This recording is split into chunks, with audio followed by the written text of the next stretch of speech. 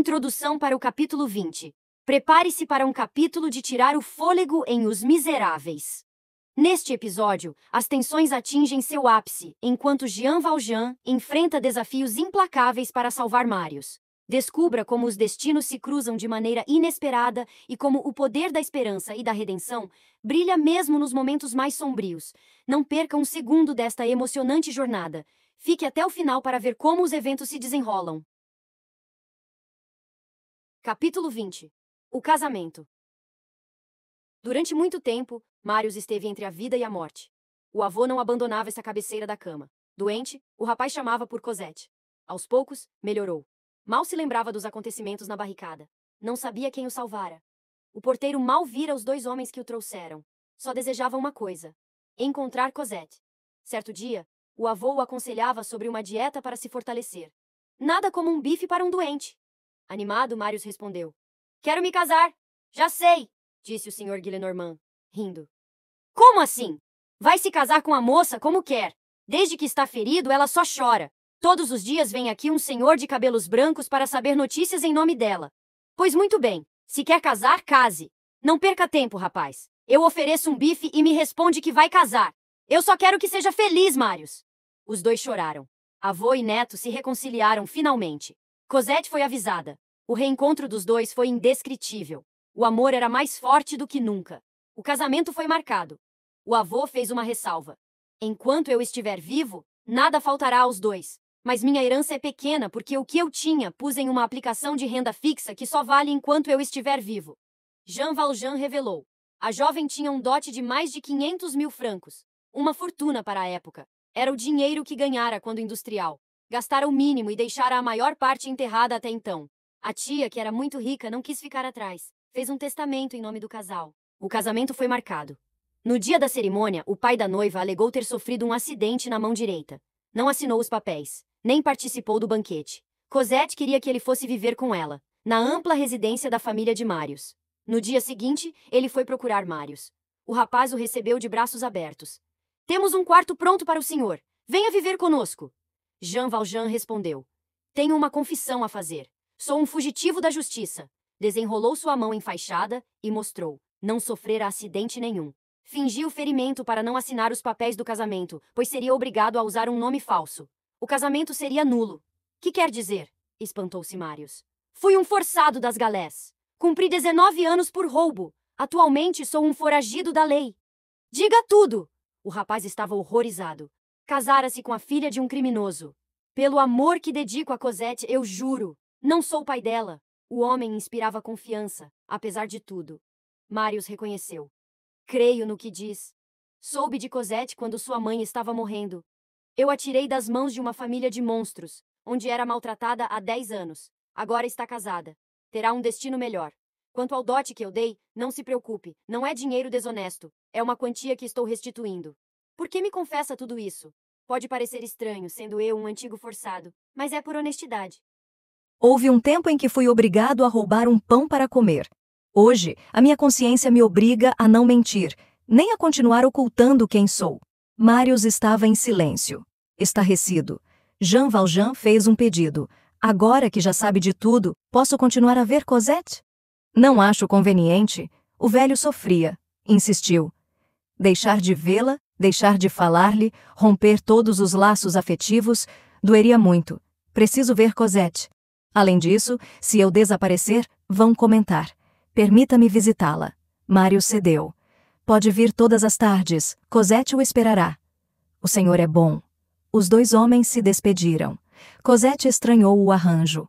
Durante meses, o pai vinha visitá-la, sempre na sala de baixo, que era a mais fria e pior mobiliada da casa. Com o tempo, notou que deixavam de acender a lareira. Depois retiraram as cadeiras. Jean Valjean percebeu que não era bem-vindo. De maneira discreta, mas firme, Marius procurava afastá-lo de Cosette. Aos poucos, espaçou suas visitas. Um dia chegou, e Cosette não estava. Atrasara-se. Ele percebeu que não tinha mais lugar na vida dela. Fingiu uma viagem, afastou-se, parou de comer, ficou doente e não saiu mais. A separação e o abandono minavam sua resistência. Mesmo assim, quando a criada de Cosette ia buscar notícias, mandava dizer pelo porteiro que estava viajando. Apaixonada, a moça só dedicava-se inteiramente ao marido. Com o tempo, parou de perguntar. A felicidade ao lado de Marius era suficiente. Análise crítica do capítulo 20 de Os Miseráveis, o casamento. Este capítulo de Os Miseráveis é um mosaico complexo de sentimentos e tensões magistralmente entrelaçados por Victor Hugo. Intitulado O Casamento, ele nos leva a uma jornada emocional que transcende a mera celebração de uma união matrimonial para expor os abismos mais profundos da condição humana, o reencontro e a redenção. O capítulo inicia-se com a recuperação de Marius, um evento que por si só já carrega um peso simbólico significativo. Marius, entre a vida e a morte, representa o estado liminar entre o passado turbulento e um futuro incerto. A presença constante de seu avô ao seu lado não é apenas um sinal de amor familiar, mas também um testemunho da força dos laços de sangue e da possibilidade de reconciliação e redenção. Este reencontro, marcado por lágrimas e abraços, mostra que, mesmo em meio a uma vida de conflitos e desespero, a possibilidade de reconciliação permanece, trazendo consigo um sentimento de esperança. A proposta de casamento e as reservas. Quando Marius expressa seu desejo de se casar, há uma mistura de euforia e pragmatismo. O avô de Marius, Guy Lenormand, apesar de sua postura muitas vezes cínica, demonstra um amor incondicional ao aceitar o casamento e garantir uma herança, por menor que seja. Este ato simboliza a aceitação e o apoio familiar, fundamentais para a formação de uma nova família. O dote de Cosette e a sombra do passado. A revelação do dote substancial de Cosette, provido por Jean Valjean, é um dos pontos altos do capítulo. Aqui, Hugo nos apresenta uma crítica sutil ao materialismo e à obsessão com riqueza. Jean Valjean, que acumulou esta fortuna de maneira honesta, utiliza-a como um meio de garantir um futuro seguro para Cosette. No entanto, a grandeza do dote também carrega o peso de um passado sombrio, refletindo a luta de Valjean contra sua própria história de criminalidade e sofrimento. A confissão de Jean Valjean. O ponto mais crítico e emocionalmente carregado do capítulo é a confissão de Jean Valjean a Marius. Este momento é um tour de force literário. Valjean, um homem marcado pela lei e pelo estigma social, revela seu passado criminoso. A honestidade brutal de Valjean é, ao mesmo tempo, um pedido de redenção e uma exposição de vulnerabilidade. Marius, atordoado, é forçado a confrontar seus próprios preconceitos e a complexidade do caráter humano. Este confronto é um espelho da sociedade que julga e marginaliza, mas também uma janela para o perdão e a compreensão, a exclusão sutil de Valjean. O desfecho do capítulo, com Valjean sendo gradualmente afastado da vida de Cosette, é um golpe devastador. Hugo expõe aqui a ingratidão e a crueldade inconscientes que podem surgir mesmo entre aqueles que mais amamos. A decisão de Marius de afastar Valjean, por mais bem intencionada que seja, é uma sentença de solidão para o velho homem que dedicou sua vida a proteger Cosette. Este afastamento gradual, culminando na doença e na reclusão de Valjean, é uma metáfora poderosa para a alienação e o abandono que muitos enfrentam na sociedade. Conclusão.